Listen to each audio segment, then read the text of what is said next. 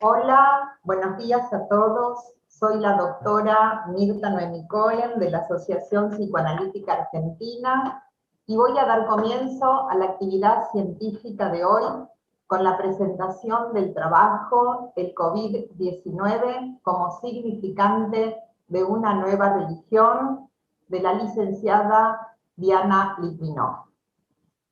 Queremos agradecer especialmente a la Comisión Científica de APA y en su nombre a la licenciada Cristina Salas por la excelente organización de nuestra actividad científica, que es vasta y abarcativa. Esta actividad, que pueden seguir ustedes hoy acá, desde sus hogares, demanda muchas horas de trabajo y dedicación de gran cantidad de personas. Queremos también agradecer especialmente al señor Guillermo Amor por el sostén técnico que nos brinda. La ponencia de Diana Litvinov será comentada por el doctor Teodoro Devoto y por la licenciada Gloria Fitarov. Nos acompañará en la coordinación de la mesa la doctora Mónica Saoballer, quien se encargará de tomar las preguntas que surgieran de nuestro canal de YouTube y de Facebook. Desde ya agradecemos a todos la participación. Diana Litvinov es profesora e investigadora del Instituto Ángel Garma de la Asociación Psicoanalítica Argentina. Desde el año 2000 se dedicó a estudiar el impacto que produce en la psique la realidad virtual, y ello dio fruto a un libro en el año 2009 que se tituló El sujeto escondido de la realidad virtual, que fue reeditado varias veces. En esta oportunidad, y ante la incertidumbre que vivimos, la licenciada Diana Litvinov se ha puesto a investigar y a escribir sobre los diferentes temas que nos angustiaron a los argentinos y a los habitantes del planeta desde noviembre del 2019 a la fecha. Me llama la atención el título elegido, El COVID-19 como significante de una nueva religión. Es un título fuerte, contundente, que da lugar a pensar el psicoanálisis como una herramienta vital para enfrentar este presente y cómo se está planteando nuestro futuro. Queda claro que para Diana Litvinov el psicoanálisis seguirá siendo la cura. Nosotros, psicoanalistas, curamos solo con la palabra. Por eso supongo que me invitaron a conducir esta mesa, por el amor y el respeto que le tengo a la palabra y también por la importancia que le doy a la influencia de lo religioso en nuestro aparato psíquico. Voy a darle a continuación la palabra a la licenciada Litvinov, quien es full member de la Asociación Psicoanalítica Internacional, miembro asociado de la Federación Psicoanalítica en América Latina, analista y supervisora didáctica designada por la IPA para la formación psicoanalítica en China, profesora y ex integrante del board del Instituto de Psicoanálisis Ángel Garma, y ex directora de seminarios y supervisiones del Instituto Latinoamericano de Psicoanálisis, miembro de la Comisión Directiva de la Asociación Psicoanalítica Argentina 2013-2015, co-investigadora en riesgos y oportunidades de la terapia a distancia GRANT en la IPA. Es colaboradora también con artículos psicoanalíticos de opinión en los medios de difusión centrales en Argentina y autora del libro El sujeto escondido en la realidad virtual, primera y segunda edición. Diana, te escuchamos. Bueno, para mí es un gusto estar compartiendo este espacio con ustedes para poder pensar la pandemia en la que estamos inmersos. Estoy acompañada por un grupo de prestigiosos psicoanalistas que han profundizado en el pensamiento psicoanalítico y también son todos interesados en las manifestaciones culturales del ser humano, manifestaciones artísticas y literarias. Estamos acostumbrados a que el tema de la pandemia sea un tema de infectólogos, sanitaristas, y está bien que así sea, pero también el psicoanálisis tiene que dar su palabra, tiene que poner su mirada y tomar este tema como un tema nuestro. Tomar la pandemia y el COVID-19 como un significante que tiene resonancias conscientes e inconscientes en cada hombre, en cada mujer. Bueno, vamos a dar comienzo a la lectura del trabajo.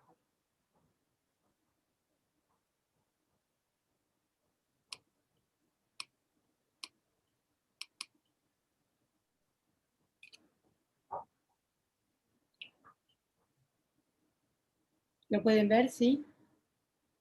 Sí, perfecto. Bueno.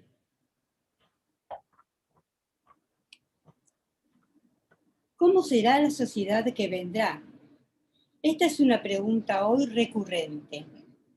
La oscura conciencia de que estamos viviendo un periodo conmocionante nos hace conjeturar que la pandemia no transcurrirá sin consecuencias, que el impacto de una amenaza que no se supo prevenir ni se pudo controlar y que detuvo la marcha del mundo, confinó a los seres humanos a sus hogares y provocó la muerte de un número considerable de ellos, dejará sus secuelas.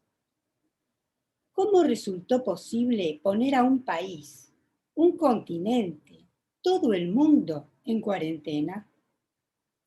La globalización lo hizo posible. El acortamiento de distancias y tiempos debido al desarrollo de la tecnología y de los medios de comunicación transformó al planeta en un todo, comunicado de manera fácil y rápidamente. La peste también se difundió velozmente por la intensa intercomunicación debido a viajes y traslados. Pero ya la economía nos unía con lazos invisibles y visibles. La riqueza de un sector tenía que ver con la pobreza del otro. Algunas pruebas experimentales en un punto remoto del planeta resultaban en cambios climáticos y correspondientes en otro. Nada nuevo bajo el sol. Ya lo dice el antiguo proverbio chino. El leve aleteo de las alas de una mariposa se puede sentir al otro lado del mundo. En Psicología de las Masas, Freud nos advierte que toda psicología individual es simultáneamente psicología social. Desde el comienzo de la vida, el individuo está en relación con el otro, con su familia o como integrante de una multitud organizada. Todos los vínculos indagados por el psicoanálisis, dice, tienen derecho a reclamar que se los considere fenómenos sociales. La masa se constituye porque los individuos se nuclean en relación a un mismo propósito, que ubican en el lugar de ideal del yo, y se identifican entre sí. En esta obra se habla del fenómeno del contagio, significante que nos resuena especialmente en esta época. O sea, en una masa todo sentimiento o todo acto se contagia, se uniformiza. Lo heterogéneo se funde en lo homogéneo. Más allá de la igualación que provoca la pandemia, podemos pensar que hemos estado inmersos previamente en un fenómeno de uniformidad cada vez mayor. La imagen de un joven vestido de traje en una gran ciudad y otro semidesnudo al lado de la carpa en la cual vive, ambos consultando su celular por el que transcurren similares contenidos, da cuenta de este proceso. Podríamos hablar de un efecto de masificación. En el artículo mencionado, Freud señala el aspecto influenciable, crédulo, impulsivo, irresponsable de la masa. Incluso la pérdida de libertad del individuo que resulta manipulado, controlado. Pero el individuo adquiere un sentimiento de poder en la unión con los otros. Existe un objetivo compartido donde la comunión ayuda a luchar contra el pánico, contener la angustia. Freud analiza dos masas, el ejército y la iglesia. Es interesante observar cómo, durante la actual pandemia, se atravesó por momentos similares a una guerra que se debía librar contra el virus, algo así como una gesta patriótica. Y otro fenómeno, a la manera de un ceremonial religioso, presente en los cuidados y prevenciones con medidas comunes para todos. Freud reconoce que la religión, al igual que los sistemas filosóficos o la ciencia, forma parte del tesoro de una cultura. Pero en este caso el ritual parece concentrar toda la importancia, como sucede en la neurosis obsesiva.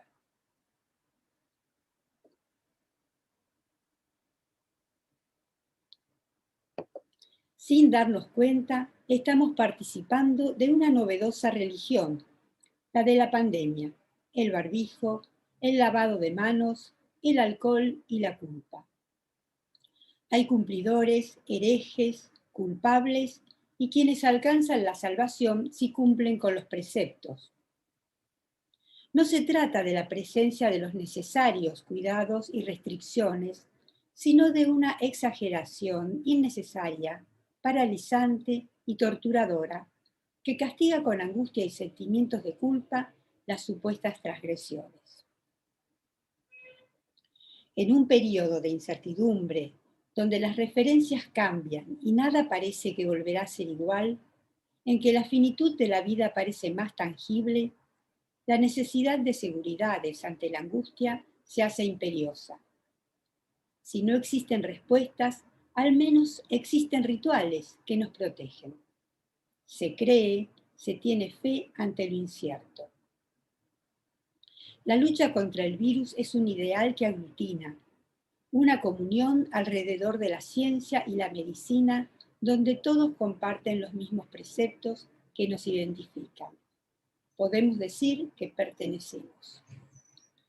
El ceremonial pasa a reemplazar las respuestas ambiguas.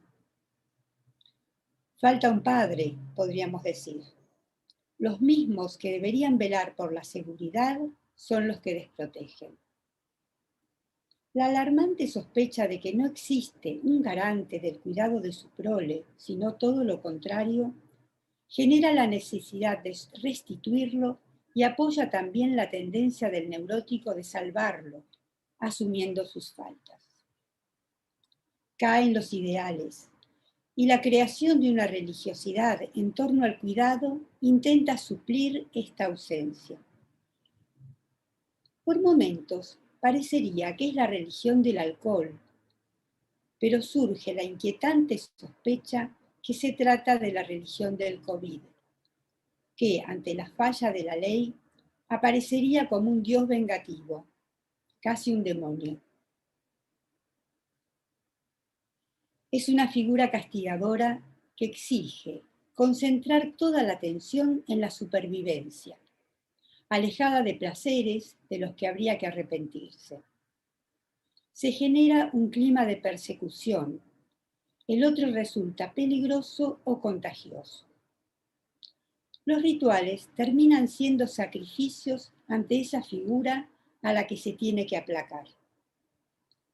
Esta situación daría cuenta del interesante fenómeno en todo el mundo, donde se ha dado a los niños nacidos en este periodo el nombre de COVID en el caso de los varoncitos y corona en el de las niñas, a la manera de nombres bíblicos.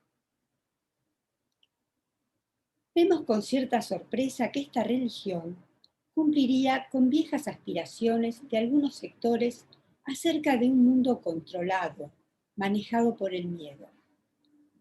Ahora comenzamos a escuchar el relato de cuánto puede angustiar salir de la cuarentena, que de algún modo parece haberse transformado en un lugar seguro a resguardo. El contacto con el afuera parece riesgoso y es evitado.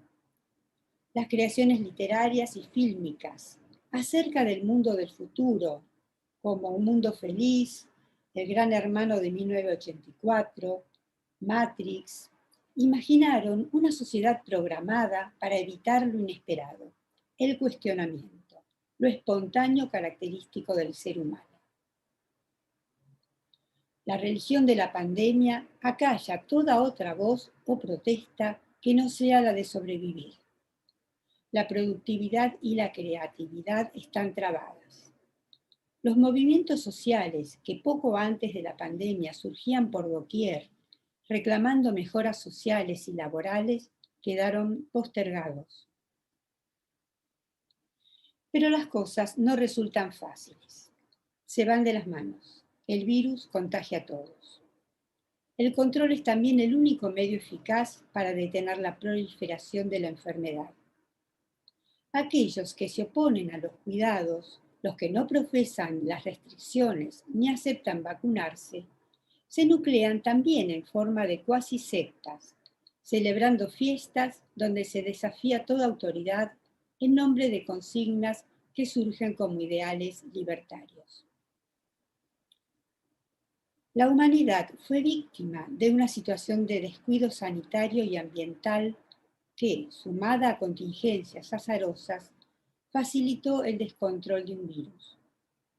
Pero se pasó de ser víctima a ser culpable por no saberse lavar las manos o por consumir o viajar en forma desmedida, haciendo un desplazamiento de las consecuencias a las causas.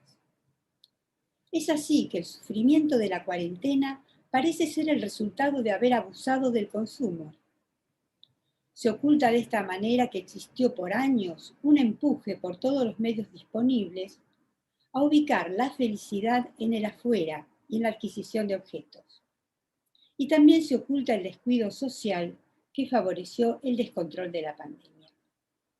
¿Por qué se acepta esta culpa? Los conflictos inconscientes entre deseos y restricciones, que generan un acuciante sentimiento inconsciente de culpa en el hombre, encontraron en esta circunstancia ocasión de ubicar la culpa en una situación externa. Es más fácil luchar contra un enemigo que está afuera y más cuando esto es consensuado socialmente. De todos modos, podríamos decir que no somos culpables, pero sí responsables de desenmascarar informaciones engañosas y tomar distancia de mensajes faltos de todo criterio lógico. El mismo fenómeno de masa se observa en la negación del riesgo, donde, por ejemplo, jóvenes o abuelos, manipulados por intereses inconfesables, son lanzados a la desprotección organizando encuentros con consignas de desafío omnipotente al contagio.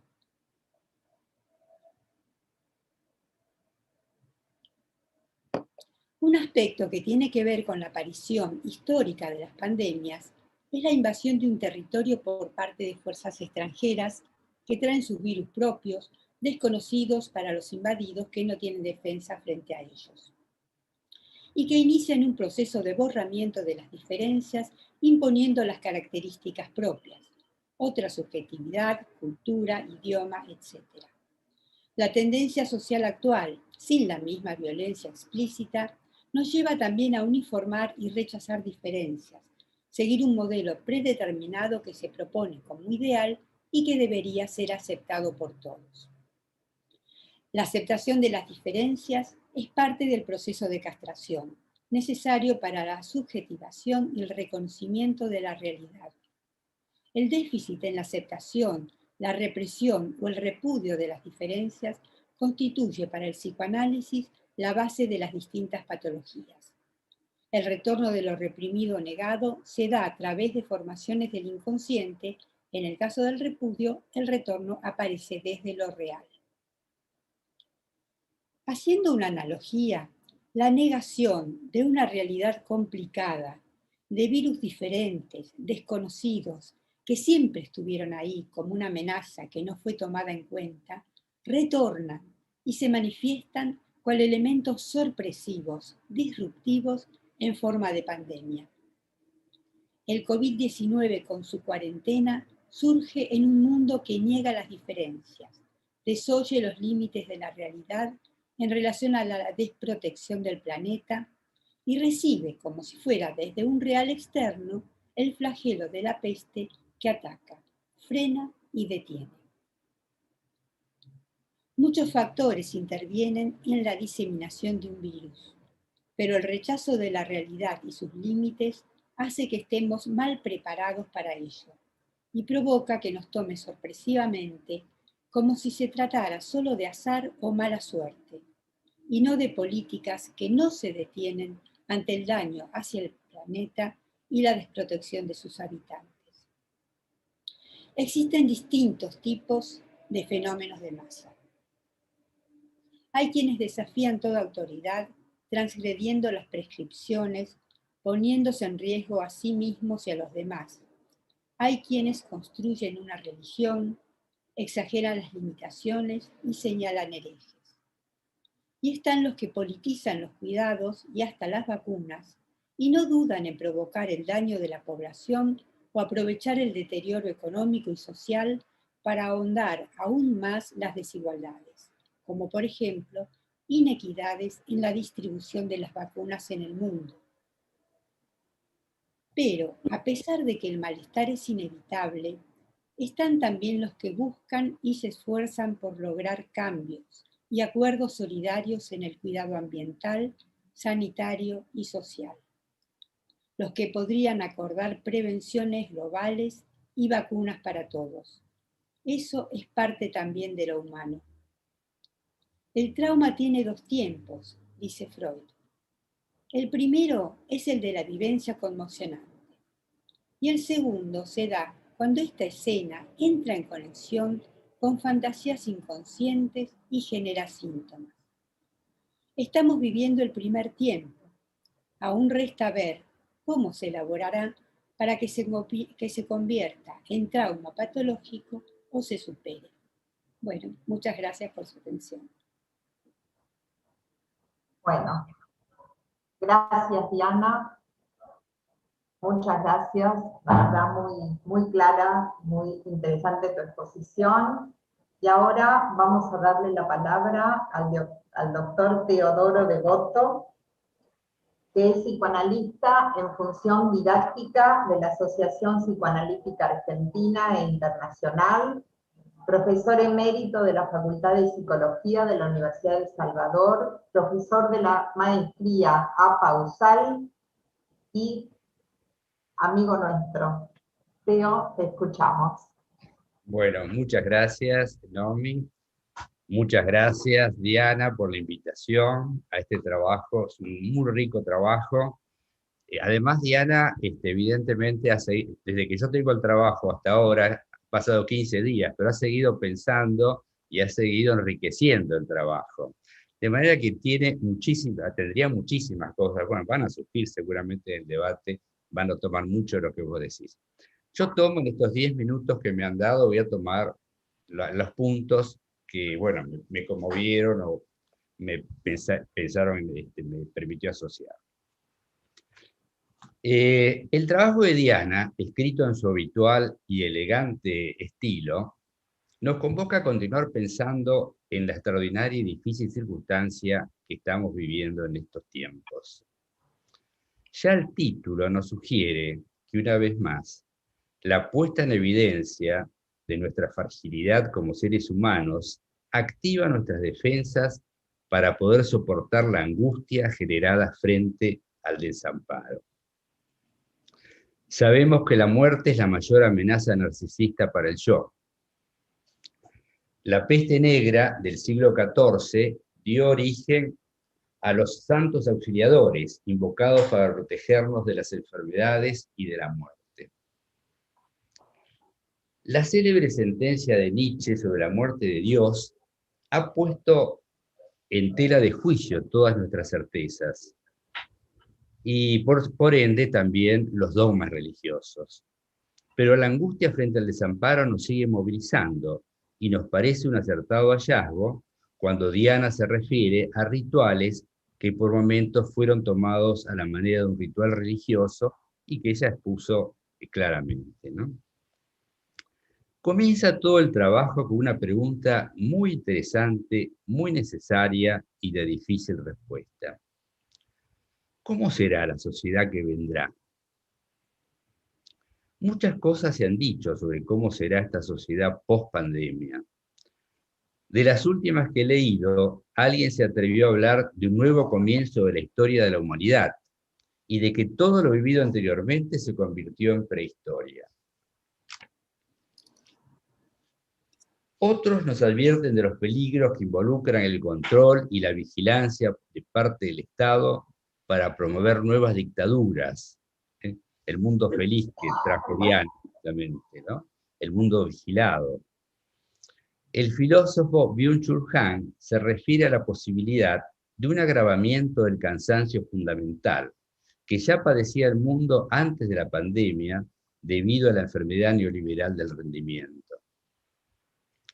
Muchos de los comentadores son optimistas y creen que una experiencia tan dolorosa puede dar origen a una reflexión colectiva y a un mejoramiento de las condiciones sociales y ecológicas de nuestro mundo.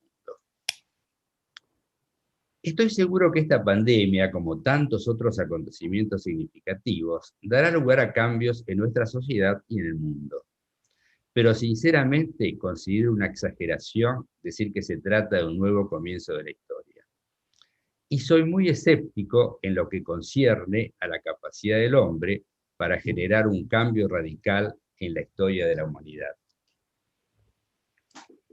Teniendo en cuenta los corsi y ricorsi de Giambattista Vico, referidos a que la historia se repite, aunque en condiciones cualitativas diferentes, podríamos buscar antecedentes.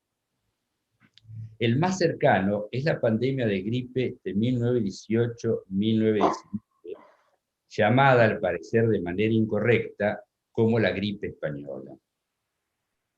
Fue una pandemia que se extendió por los 5 continentes.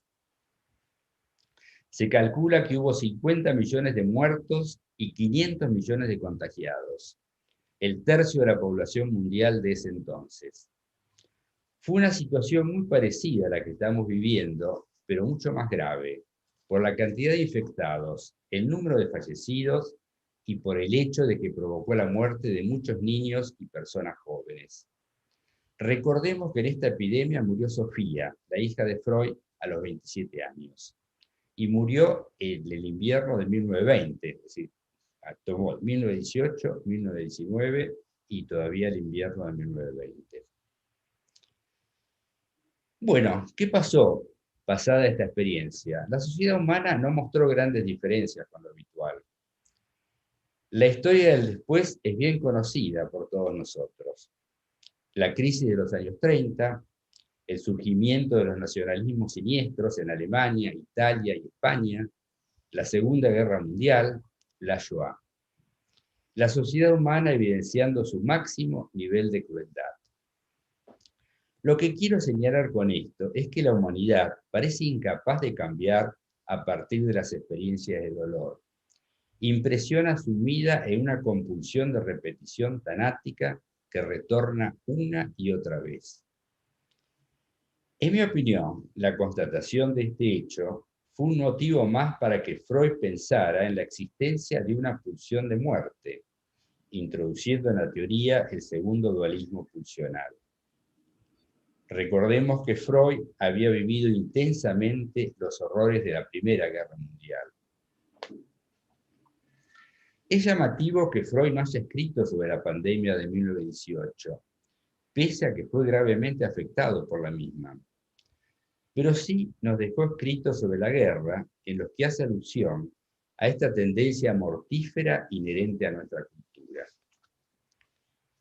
En 1915, a los pocos meses de iniciada la contienda, escribe: «La guerra, en la que no quisimos creer, ha estallado ahora y trajo consigo la desilusión.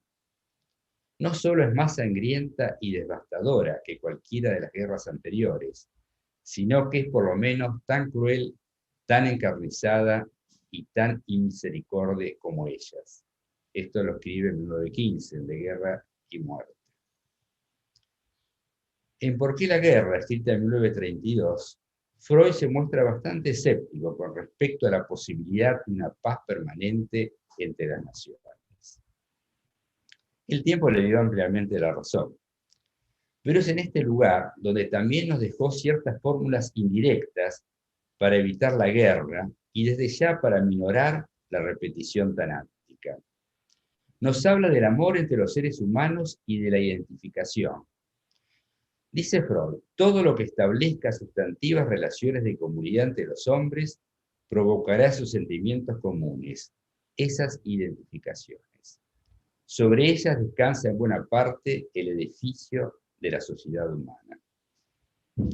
Termina su trabajo con esta frase: Todo lo que promueva el desarrollo de la cultura trabaja también contra la guerra. Podríamos, parafraseando, decir, todo lo que promueva el desarrollo de la cultura trabaja también para tolerar y elaborar la situación de pandemia. Yo creo que es lo que propone Diana en esta presentación, que nos encontremos, que pensemos juntos y con la ayuda de nuestro conocimiento y experiencia como analistas podamos dotar de sentido a la situación traumática que estamos viviendo. Es decir, que contribuyamos a culturalizar el trauma. La otra pregunta que voy a tomar, y me encanta que Diana traiga toda esta temática de manera interrogativa, es decir, invitándonos a pensar, es la siguiente. ¿La sociedad se globaliza o se masifica? Pregunta Diana. Bueno, hay unas consideraciones muy interesantes que ha hecho sobre el tema de la masificación, y en lo que refiere a la globalización, la autora destaca algunos aspectos negativos de la misma. Yo estoy básicamente de acuerdo con estos aspectos negativos, pero me gustaría añadir algunos aspectos positivos.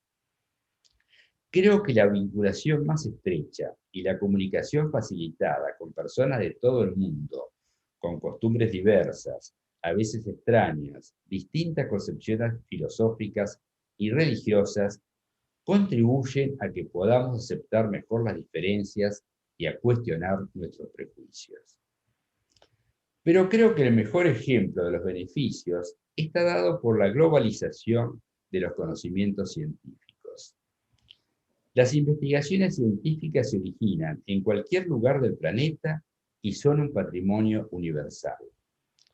Es así que la ciencia, y yo sigo pensando con Freud que el psicoanálisis es una ciencia y no una Weltanschauung, nos ha dado una respuesta adecuada a la emergencia vivida con esta pandemia. En este momento hay 7 vacunas disponibles, chinas, rusas, europeas y americanas. Se fabrican vacunas en la India y en Latinoamérica. Según la Organización Mundial de la Salud, hay más de 200 vacunas experimentales en desarrollo, de las cuales más de 60 están en fase clínica. Se está entrando en la fase clínica de ensayo en Brasil, México, Tailandia y Vietnam, en colaboración con el equipo de científicos del Hospital Mount Sinai de Nueva York, de una vacuna de muy bajo costo. Pienso que estos son aspectos positivos de la globalización y también hay que señalarlos. Concluye el trabajo con una interesante propuesta sobre un camino posible. Eso estaba más claro en el trabajo original, no la propuesta, pero creo que está también en este. Nos habla de una operatoria que no conduzca al desconocimiento del otro. Nos habla de la búsqueda de cambios en el cuidado del planeta, ambiental, sanitario y social, y nos dice que todo esto es parte del humano. No hay ninguna duda de que todos debemos coincidir con Diana en esta propuesta. Por esto considero que la tarea que nos propone es una tarea de todos y de cada uno de nosotros. Unidos por lazos afectivos, en procura de ideales comunes, a través de un intercambio de ideas que nos posibilite encontrar soluciones y dotar de sentido a la dolorosa situación que estamos viviendo. Felicitaciones, Diana, por el excelente trabajo que nos ayuda a pensar en un tema tan trascendente. Muchas gracias, Teodoro. Excelente tu exposición, como siempre. Bueno, ahora escucharemos a la licenciada Gloria Gitaró. Es psicoanalista, escritora, miembro en función didáctica de la Asociación Psicoanalítica Argentina y de la Asociación Psicoanalítica Internacional, directora de publicaciones de la Federación de Psicoanálisis de América Latina y ex integrante del Comité Ejecutivo de Calibán, Revista Latinoamericana de Psicoanálisis. Es ex coordinadora del Comité de Lectura de Trabajos de Promoción en APA en el periodo 2016-17 y es también autora de varios libros psicoanalíticos y de ficción y de numerosos artículos en revistas psicoanalíticas en América Latina. Gloria, te escuchamos. Bueno, en primer término voy a agradecer esta oportunidad porque cuando se comenta un trabajo se lee de otra manera. Y uno se penetra en el trabajo, aprende, piensa y a veces también motiva sentimientos. Coincido con Teodoro que Diana nos tiene acostumbrados a su escritura, donde justamente convoca ideas, las enlaza, nos va llevando de una manera atractiva y siempre, agrego yo, hace combinar lo social con lo individual, que es otro de sus méritos. Pienso que es un trabajo tan abarcativo, que trae tantas cosas, que yo elegí lo contrario de Teodoro, que fue hacer foco en una cosa, que les voy a decir cuál es. Y en una cosa que me importa particularmente, que es el aislamiento. Pero primero quiero decir que un trabajo puede convocar ideas, lo cual es muy bueno. Pero cuando un trabajo convoca sentimientos, creo que se completa de una manera diferente. Y cuando Diana trae la hoja de situación de la pandemia, destapa la caja de Pandora de una serie de calamidades que nos toca de cerca. Digamos, la muerte, la indefensión, la desilusión, los síntomas, las enfermedades, bueno, y ustedes lo leyeron, saben todo lo demás. Pero también convoca sentimientos, y les voy a contar qué me pasó a mí, porque como son mis sentimientos, son los que yo puedo conocer, ¿no? Yo, después que terminé de leerlo, lo conecté con una escultura de Camille Claudel, que sufrió tanto al lado de Rodin, que se llama La Gran Ola. No es una escultura grande, es pequeña, pero con una fuerza que me hace recordarla después de años que la vi en una muestra en el Museo de Arte Decorativo. La escultura tiene una base de bronce y unas figuritas de bronce, que son unas bañistas que se toman de la mano. Hasta ahí, nada especial. Pero tiene una ola de ónix, que casualmente es color verde, veteado, ¿no es cierto?, que se les viene encima. Y a mí me da la impresión que es la representación más exacta en este momento de lo que es tu trabajo y de lo que es la pandemia. Algo que se nos viene encima, de futuro incierto, y que no sabemos cómo vamos a salir de esto, que es tu pregunta inicial.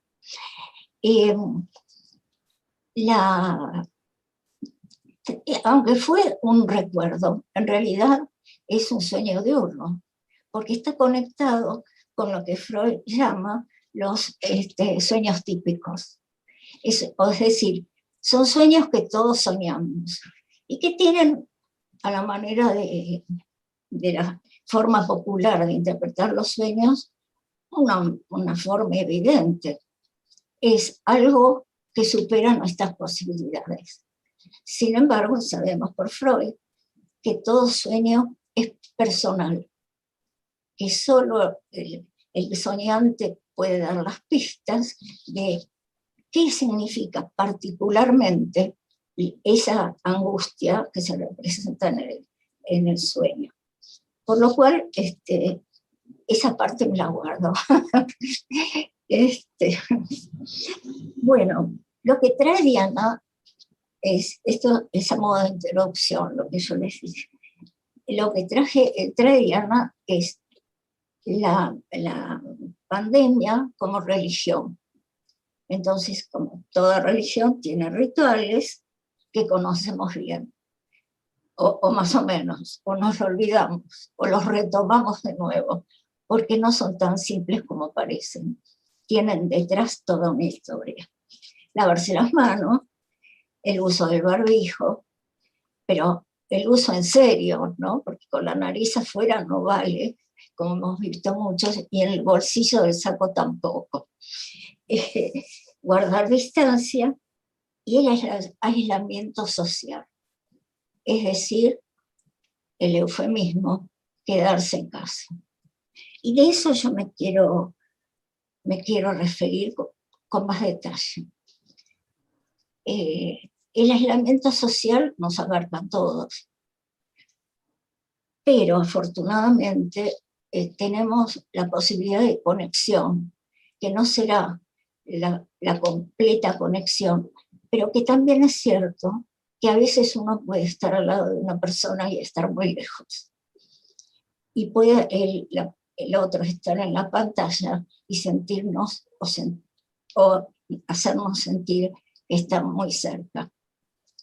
Entonces, el uso de las pantallas es algo que debemos reconocer que no todos disponen, y esto sí que es una verdadera tragedia, pero para los que disponen es un recurso. Hablo de la pantalla como hablo del teléfono, como antes se mandaban las cartas, solo que tardaban mucho en llegar. Esto es tan instantáneo, ¿no es cierto? Y la comunicación por Zoom o por otras plataformas nos permite encuentros familiares, individuales, o sea, familiares, y sobre todo para nosotros, los psicoanalistas, ha sido la posibilidad de seguir trabajando. De seguir trabajando y seguir ejerciendo nuestro trabajo, de reunirnos como psicoanalistas, como estamos haciendo ahora, para apoyarnos en qué hacer con nuestras herramientas técnicas con este mundo diferente, que algunos conocíamos ya, pero esporádicamente, algún que otro paciente por situaciones de viaje o de enfermedad o de lo que sea, pero no como una regla general. Resultó muy triste ver los consultorios vacíos. El timbre que no sonaba, ¿no es cierto?, para encontrarnos. Pero sí nos sentábamos aquí, como estamos ahora, frente a la computadora, y tuvimos que soportar también la fatiga Zoom, porque tanto Zoom termina por agotar. Y como la presencia no es lo mismo que lo presencial, ese agotamiento provenía de tener que renunciar a una cantidad de sentidos que no están, sentidos me refiero, el olfato, el tacto, la luz de la ventana, la forma como el paciente entraba, se sentaba, empezaba a hablar. Esto, aún así, fue una tabla de salvación, porque no solamente seguimos atendiendo pacientes, sino que también ejercimos otras funciones, como sociales, como el Instituto Racker, para atender pacientes con honorarios reducidos, o algo muy importante que se creó, y yo voy a hablar de APA, que es lo que yo conozco, lo que de cerca. Esto yo sé que hay otras instituciones que también contribuyeron de la misma manera a lo social. Para nosotros la plataforma COVID, es decir, un teléfono abierto con analistas disponibles para escuchar, porque lo más importante es que esa plataforma sobre todo hizo lo que nosotros estamos tan adiestrados para hacer, que fue escuchar. No eran pacientes, no se hacían interpretaciones, hubieran sido violentas interpretar a alguien que solo conocemos por una llamada. Pero lo más importante que recibió esas personas fue algo que no se decía, pero que podemos decir ahora: acá estoy y acá escucho. Y que esto fue fundamental, tanto para los pacientes, pacientes por costumbre, tanto por los que llamaban como por los que atendían. Resultó de un gran aprendizaje. Y otra cosa muy importante, que esa plataforma pasó a formar la Red de Salud Mental Nacional, que fue un paso importante para el psicoanálisis, porque, y acá me suma de voto acerca de las cosas buenas que trajo la pandemia y la globalización, que fue muy importante porque instaló el psicoanálisis en otros ámbitos. Otra cosa que pudimos hacer por vía virtual fue, y que hicimos activamente, fue contestar las demandas de los medios. Que justamente la pregunta de Diana, ¿cómo va a ser después? ¿Qué va a pasar? Era una pregunta reiterada. La otra pregunta es ¿cuándo termina esto? Particularmente el otro día lo vi a Luis Grandoni, que a modo de broma decía, por favor, díganme cuándo termina esto, que tengo que festejar mi cumpleaños de 80. Pero esto en cuanto a nuestra actividad que lo virtual nos permitió. Es decir, nosotros mitigamos el aislamiento profesional reconvirtiéndolo en una cercanía virtual. Aprendimos mucho, escuchamos psicoanalistas de todo el mundo, pero esto es lo que empecé por nosotros, por lo que me llega más cerca. Pero el aislamiento fue una tragedia para muchas personas, pero hubo distintas repercusiones según las edades, que me quiero referir a esto como cierre. Los más pequeños tuvieron suerte diversa. A veces los padres al estar en casa se dedicaban más a ellos. A veces los padres, al tener que hacer home office, podían dedicarse menos. La apertura les permitió a ellos lo que les faltaba, que era salir a jugar, encontrarse con los amigos. No sé qué va a pasar con esto de que voy de nuevo volver a casa, ¿es cierto? En los adultos pasaron cosas diversas. Los más obedientes se atuvieron a los rituales, pero otros se resultaron. Perdón, quiero hablar primero de los adolescentes antes de los adultos. Los adolescentes fueron los más contestatarios. Y estos, ¿qué hacían? Desoían las reglas, pero yo los miraría desde su lugar etario. ¿Acaso los adolescentes no se construyen desobedeciendo reglas, separándose de los padres, juntándose con los amigos para encontrar su identidad? Esto no quiere decir que yo lo justifique, pero sí lo digo pensando en que es muy importante que no nos indignemos, porque ellos sufren mucho, porque ninguna de estas cosas que tendrían que hacer las pueden hacer o las hacen contraviniendo las reglas, con lo cual tampoco terminan siendo indignados. Y no es cuestión de hablar demasiado de esto, pero sí mostrarles que los comprendemos y que no los inculpamos ni tampoco pensamos que son la exclusiva causa del aumento de casos, ¿no? Los adultos, la depresión fue una de las, y una depresión que según Nancy es una depresión particular, que desemboca, en lugar de inculparse como se inculpa el depresivo clásico, se inculpa a los otros, busca culpables y está exasperado. No olvidemos que por todo este tema de la pandemia se mostraron claramente las diferencias que ya estaban, las iniquidades, las personas que sufren por la desigualdad social, todo eso que estaba se magnificó y se empeoró, podría decir.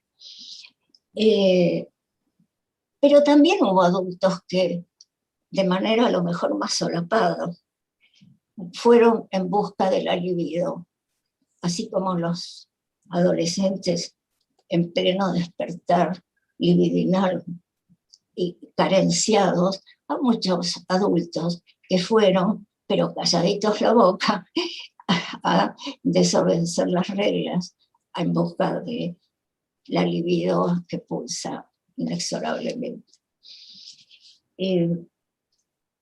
Los más obedientes, entre comillas, fueron los adultos mayores. Yo pregunto, ¿por qué tenemos que decir que son adultos? Ya lo sabemos. Y pienso en la tradición, cuando se llamaba mis mayores, los mayores. Era un signo de distinción. Eran los que hasta habían venido antes. Y ahora decirles adultos mayores es como decirles, porque hay algunos que no son adultos, etc. Pero eso es una digresión. También sufrieron mucho, porque no olvidemos que la salida que hemos tenido del aislamiento, que forma parte del aislamiento, el estar y el haber salido y ahora volver a entrar, les fue muy difícil a los adultos mayores, porque habían sufrido mucho, pero además porque físicamente, al pasar meses que no salieron ni a la puerta de la casa, el cuerpo es como un cuerpo enfermo, hay que enseñarle de nuevo a caminar. Y esto los perjudicó muchísimo. Esto también instaló otro sufrimiento especial, que fue, ellos eran pacientes de riesgo. Pasaron a la categoría de pacientes y pasaron a tener riesgo uniformemente.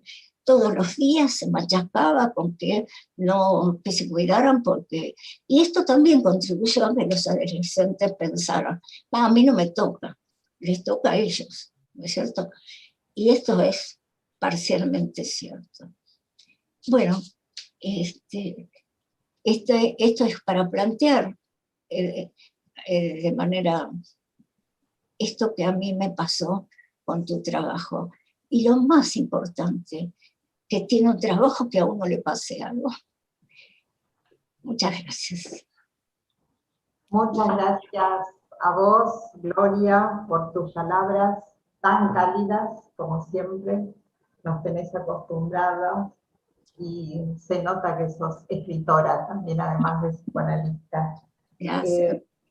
Bueno, agradezco mucho la agudeza analítica, que supieron subrayar los puntos más importantes, también recordarnos el derroteo que hizo tan bien marcado, donde muestra su ser profesor, ateo devoto, con el derroteo freudiano, ¿no? Donde subrayó los puntos más importantes del trabajo, y todos ellos seguramente tomará Diana, ¿no es cierto? Diana Litvinov después, y los verterá, ¿por qué no?, en un nuevo libro.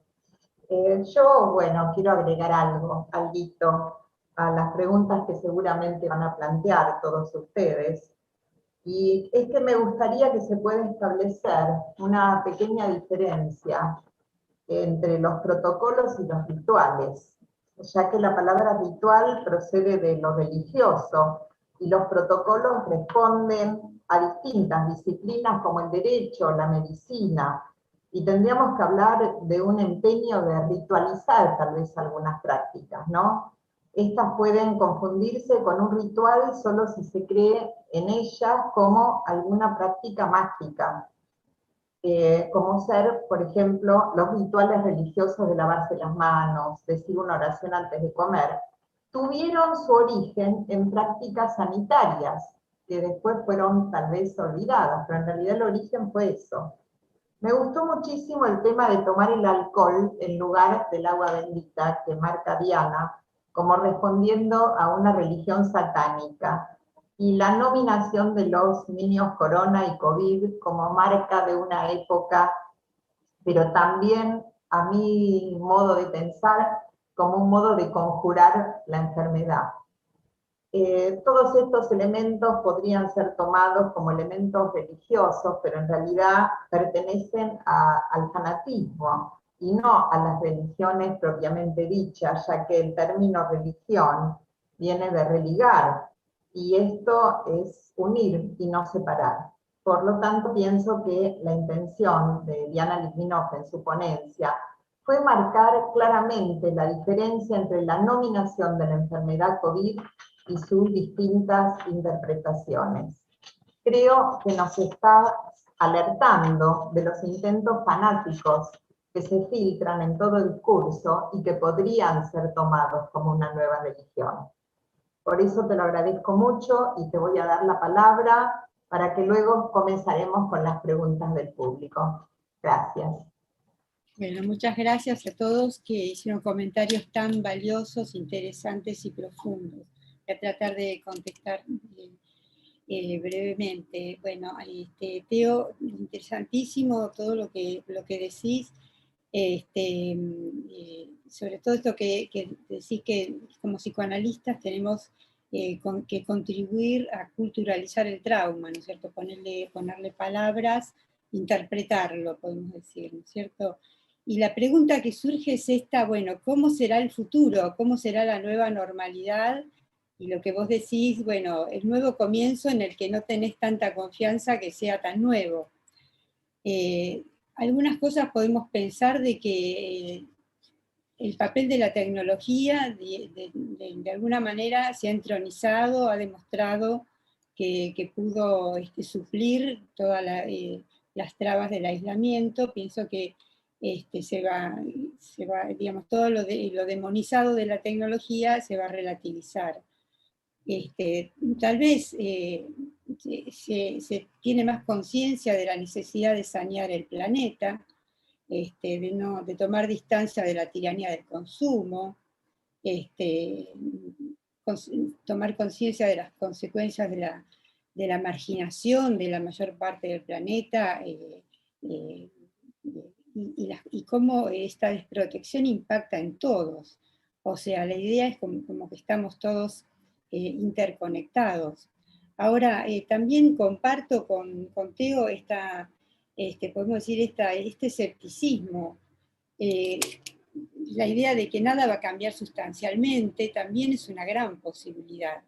O sea, todos dicen, bueno, al final de su vida Freud se mostró muy escéptico con respecto a la posibilidad del cambio, a la posibilidad digamos, de que la destrucción o lo tanático sea dominado por la libido, como que él no pensaba en esto. Y me parece que esta ambivalencia en la que estamos, bueno, cuando analizamos, estamos de alguna manera apostando a la vida, al amor, al desarrollo, amor y trabajo, y al mismo tiempo sabiendo que está ahí la repetición, la muerte, digamos, lo tanático, pulsando siempre. Me parece que también en la exposición de Teo se vio tan bien, ¿no es cierto?, cuando, digamos, él habla de esta realidad cruda, que es, bueno, las cosas van a seguir más o menos igual, los dominadores van a seguir con su tarea, y al mismo tiempo Teo mencionó cuáles pueden ser los efectos positivos digamos, de la globalización, como de pronto las vacunas surgieron, aparecieron un montón, y se dio una colaboración, y hay, digamos, mucha inequidad en la distribución de las vacunas, pero hay muchos lugares donde se vacuna gratuitamente y democráticamente, o sea que también estamos en esa lucha que Freud decía, bueno, es inherente al ser humano la destrucción del otro y la destrucción propia. Y también por ahí perdido, dice, es inherente al ser humano la solidaridad, o sea que estamos entre esa disyuntiva. Gloria, hablas de lo social con lo individual, digamos, ese intento, ¿no es cierto?, de ubicarnos en nuestra época, y en ese sentido Freud era muy actual, él estaba muy atento a las manifestaciones de su época, cómo se consideraba la sexualidad, el tema de este artículo que nombró Teo del por qué la guerra, ¿no es cierto? Pienso que los psicoanalistas también tenemos que ser actuales, ver cuál es la subjetividad de la época, que vos lo traes con los ejemplos de cómo cada cual sufrió la pandemia. Y esto que traes de esta cultura, ¿no? Vos decís que hay una ola verde que amenaza, y justo me hizo acordar porque esta semana yo vi El Rayo Verde, es una novela de Verne, y vi una película antigua que se llama El Rayo Verde, que es, el rayo verde es como un mito que cuando el sol baja en el horizonte, en el mismo momento que está bajando, se ve un rayo verde. Y el que lo ve es símbolo de que encontró el verdadero amor. O sea que parece que estamos luchando entre esa ola verde que nos amenaza y ese rayo verde que también debemos imaginar como que también está la posibilidad de oponer el amor a esta destrucción. Bueno, quería escuchar las preguntas. Bueno, muchas gracias, Diana, muchísimas gracias. Voy a presentar ahora a nuestra coordinadora, quien leerá las preguntas que ustedes hagan. Ella es la doctora Mónica Sauvaler, psicoanalista y analista en formación del Instituto Ángel Garma de la Asociación Psicoanalítica Argentina. Sauvaler es también médica psiquiatra, coordinadora del equipo de consulta de adultos de la obra social Luis Pasteur. Mónica, dale. Buenos días a todos, me encantaron los trabajos. Estuve un poco desatenta porque no lograba una buena conexión para ver las preguntas, pero bueno, ya está solucionado. Hay muchos saludos para Diana, que llegan de muchos lados de Panamá, Santo Domingo, República Dominicana, Bolivia, Honduras y México.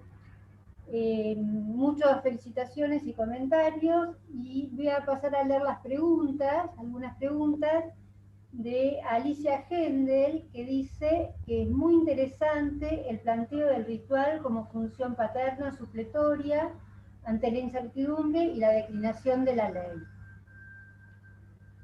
Amalia Sochi nos dice que enfatizar las múltiples dimensiones de la globalización, políticas, científicas y simbólicas. Común es enfrentar el desamparo con los rituales. Una observación, en India, multitudes y el baño ritual en el Ganges. ¿Ritualizan lo que supuestamente protege de qué? ¿De la muerte? Irene Oli la saluda a Gloria, que escucharte es muy importante, fue muy linda experiencia. Otra vez Amalia Sochi, felicitando.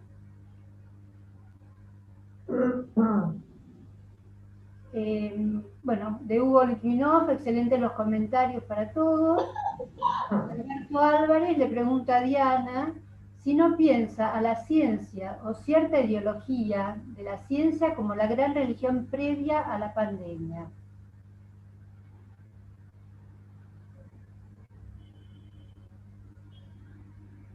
Bueno, tengo unas preguntas de Alejandra Elacir, que felicita a la autora por su mirada que nos lleva desde el proverbio chino citado del aleteo de la mariposa a nuevos significantes que nos movilizan a jerarquizar y reformular aquellos valores en un nuevo mapa de prioridades. Y pregunta, ¿qué ideales vemos desmoronarse? ¿Dónde y cómo desplazamos esos ideales descritos por Freud en Psicología de las Masas?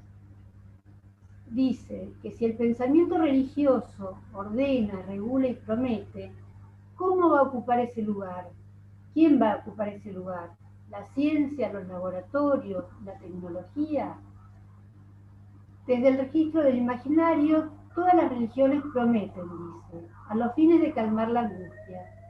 ¿Qué desplazamos frente al horror que esta pandemia revela? ¿Cómo nos retorna desde lo real? Y si estaremos hermanados frente al horror de la presente pandemia.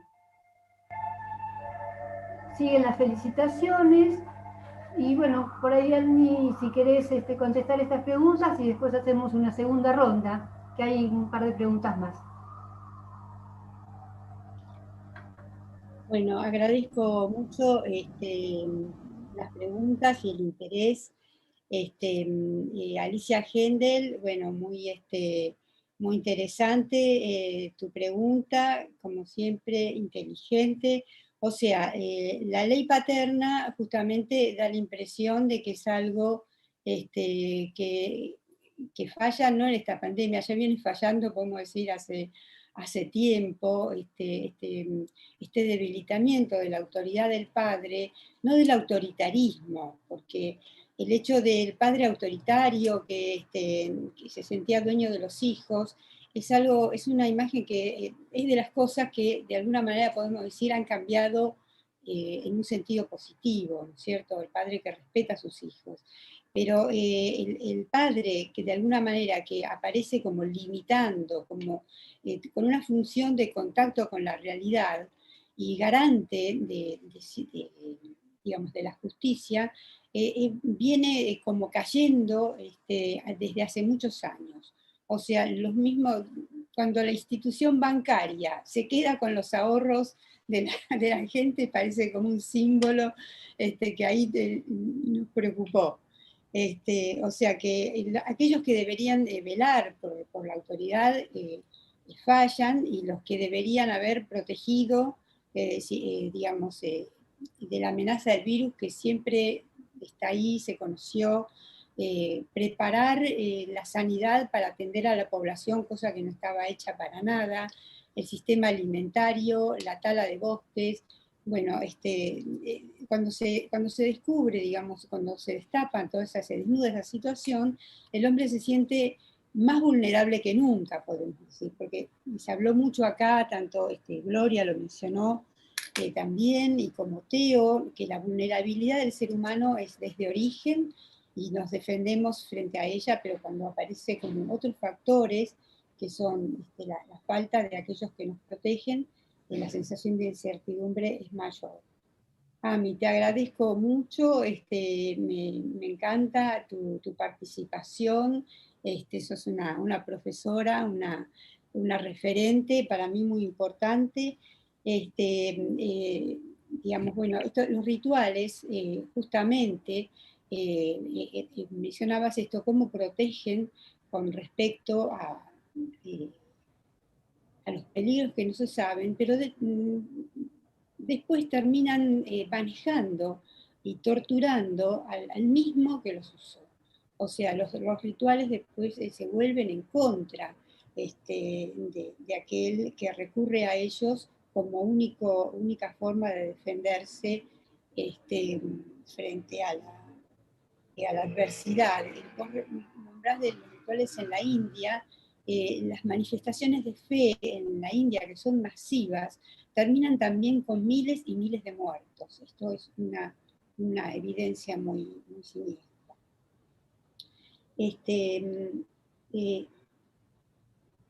Álvarez, no sé, no escuché el nombre,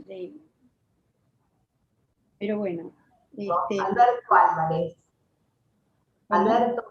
Alberto Álvarez. ¿Qué tal, Alberto? Bueno, te agradezco mucho tu pregunta. ¿Es ciencia o religión? Bueno, muchas veces se ha tomado a la ciencia como una religión, o sea, como a veces pensamos de que la ciencia supera a la religión en algunos aspectos, pero esto que nombraba Teo, de que es tan difícil vivir, que la angustia está tan presente para el ser humano, que la ciencia después también se transforma en una religión. Necesitamos aferrarnos a algo y a tener fe. Cuesta mucho vivir con la incertidumbre, pero también es lo que es el motor, la incertidumbre y la angustia también es el motor que nos lleva a buscar, a crecer y a aprender más. Bueno, Alejandra de la CIR, te agradezco mucho tus preguntas. Bueno, Alejandra tiene una monografía muy interesante sobre estos temas, sobre la pandemia y la relación con las distintas patologías, o sea, cómo reacciona el neurótico obsesivo, cómo reacciona el fóbico, porque así como se ve en la religiosidad de los cuidados, manifestaciones de la neurosis obsesiva, de la obsesividad, se ve también como que puede ser un refugio para la fobia. O sea, muchos que utilizan la pandemia como una excusa, podemos decir, o encontraron el justificativo para poner una distancia con situaciones de la realidad o con relaciones que los angustian. bueno, la monografía, si la quieren consultar, esa monografía está en APA, está disponible, de Alejandra, ¿no? Bueno, vos hablas del lugar de, bueno, ¿quién también está relacionada con la pregunta de Alberto, ¿no? ¿Quién va a tomar el lugar, digamos, de, si no hay lugar para la religión, si no hay lugar para la tecnología, o aparece el lugar para la tecnología, aparece, bueno, los laboratorios o los infectólogos que por momentos parecían como que eran los que sabían, a los que había que consultar, como los nuevos sabios, y se les preguntaba cosas que iban más allá de la posibilidad de responder, ¿no? Un poco como si fueran dioses a los que se les preguntaba, bueno, ¿vamos a sobrevivir?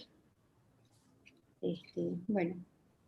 Sí, Diana, acá tengo una pregunta de YouTube de Gisa Zafore. Bueno, manda felicitaciones a la mesa y pregunta, puede responder la Diana o ustedes también. ¿Ven posible, como una conjetura post-pandemia, un cambio transformador en el enfoque global de las políticas con lógicas de poder que mejoren la situación de la humanidad? El que quiera responder, levanta el micrófono.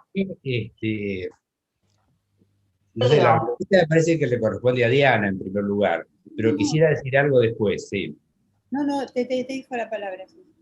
No, yo quería comentar un poco que el trabajo es tan rico que ha traído una cantidad de ideas, ha circulado entre los comentarios, las preguntas, que también quería comentar algo de esto. Quería comentar, a mí me encantó que Gloria trajera lo del arte. Me parece que el arte es también una posibilidad muy importante para dotar de sentido a lo traumático. En realidad ya los artistas están trabajando en instalaciones, ¿no? Creo que es un recurso que también tenemos, que nos llega. Hay una hermosa muestra en Malva que todavía no fui a ver, pero justamente es terapia, está muy vinculada con el psicoanálisis. Creo que son las cosas que nos ayudan también a este trabajo de culturalizar el trauma, de dar sentido a esta situación traumática que nos muestra tan vulnerables.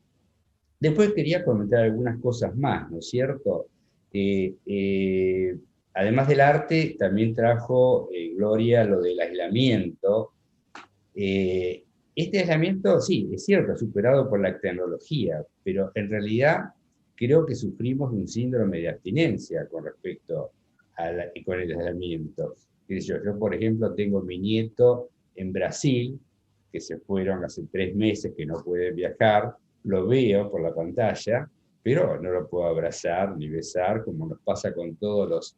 Es decir, que la regla de abstinencia que rige también para el encuadre psicoanalítico, realmente nos pone en abstinencia y es una situación traumática más que estamos viviendo. Otra cosa que quería comentar es, bueno, el tema de la tecnología. Bueno, eso lo hemos trabajado mucho con Diana y con Nomi y con Ami, que está escuchando. Yo tengo tentado también traer eso, no tuve tiempo, pero realmente eso nos ha permitido que el proyecto que elaboráramos de formación a distancia realmente tomó un desarrollo importantísimo en la asociación psicoanalítica y seguramente va a enriquecer la formación que se haga a distancia a partir de ahora. Un punto más que yo quería señalar es este tema de la ciencia como religión. Yo creo que hay mucha diferencia entre ciencia y religión. La ciencia siempre ha estado del lado del cuestionamiento del conocimiento y nunca ha aspirado a un conocimiento absoluto. La ciencia ha sido modesta en ese sentido. Claro, hay gente que puede tomarla como religión a la ciencia desde ya, pero no es el pensamiento científico. El pensamiento científico es modesto y cuestionable. La religión tiene el peligro como es más dogmática, tiene el peligro, bueno, como cualquier tipo de conocimiento, de pasar al lado del fanatismo. Cuando la religión pasa al lado del fanatismo, suceden cosas terribles, como sucedió con la religión católica en la época de la Inquisición, etcétera, etcétera. Así que tiene mayor peligro de ese deslizamiento, aunque bueno, cualquier ideología, cuando se transforma en dogmatismo y en fanatismo, tiene peligros muy grandes para todos nosotros, ¿no? Bueno, con respecto a la pregunta, la última pregunta que se hizo, creo que yo dije una respuesta. Y estoy de acuerdo con Diana. Es muy difícil esto, esta compulsión de repetición temática existe, pero tenemos que trabajar para esto, tenemos que trabajar desde el psicoanálisis, tenemos que trabajar desde el arte, tenemos que trabajar desde la ciencia, como para ir logrando ver si podemos mejorar en algo este mundo tan difícil. Gracias. Gracias a vos, Teo. Bueno, Gloria, ¿querés decir algo? Porque como tenemos que ir cerrando, así dejamos para el final a Diana. Si querés ahora. Muy cortito. Estaba pensando que somos seres tan indefensos que cuando estamos más indefensos nos volvemos más infantiles. Porque cuando un chico es chico, le pregunta al grande, ¿cómo es esto? ¿Por qué? Y me acordé de un chico que cortaron la luz y le dice al padre, papá, ¿por qué no se vuelve la luz? ¿No? Como que el padre es todopoderoso. Entonces vamos buscando padres, la ciencia, la religión, alguien que nos va a explicar todo, pero creo que tenemos que pensar por nosotros mismos, pero vamos y venimos. A veces somos adultos y a veces somos chicos, nada más. Yo quiero hacer un comentario más de la licenciada Clara Hassiner, que escribió una pregunta, ¿no? Que ella, se pregunta si con esto nos está dando como, le leo tal cual que la envió. La propuesta es pensar la pandemia, convocatoria muy valiosa, ya que si no lo hiciéramos, una crisis de dimensiones de la que estamos atravesando podría ser naturalizada. Daríamos vida al famoso experimento de la rana que se acostumbra al agua en la cacerola hirviendo. Tu trabajo, Diana, evidencia imprescindible ante la naturalización desimplificante que dice que el virus se escapó, sin que nada ni nadie se responsabilice. Tu trabajo sugiere una pregunta. ¿Somos universo? ¿Cuál es nuestro compromiso? Deseo enfatizar tu pregunta inicial en la que habita el futuro. El futuro, ese enigma desde el cual nos desafían y fuimos advertidos por genios de la física, la filosofía y la ciencia ficción. Pregunta, por tu visión, Diani, del futuro. Una hipótesis fuerte de tu trabajo es que nuestros rituales indican que somos adeptos a una religión de la pandemia. ¿Qué futuro avisorás para una civilización que construyó una religión sin Dios? Bueno, contesto esto. Bueno, muchas gracias, Clara. Clara Hassiner, bueno, tiene un sitio que es Tiempo y Espacio en Pandemia, que son audios que también se lo buscan, están muy interesantes. Bueno, la pandemia es una religión sin Dios, o como decía Nomi, es una religión satánica, ¿no? Me gustó mucho lo que dijiste de, bueno, también el tema de que muchos preceptos religiosos primero fueron sanitarios, es muy interesante eso. Bueno, esto de la religión sin Dios es como la idea de un espacio vacío, ¿no es cierto? Hay un espacio vacío, entonces en este momento se lo rellenó con este Dios COVID que nos dice que hay que portarse bien, que hay que ser higiénicos y que somos culpables, ¿no es cierto? Que de alguna manera nos merecemos esto que nos pasa. Me parece que esos son los significantes, algunos de los significantes con los cuales como psicoanalistas debemos tratar, incluso la idea de que el otro es contagioso o peligroso.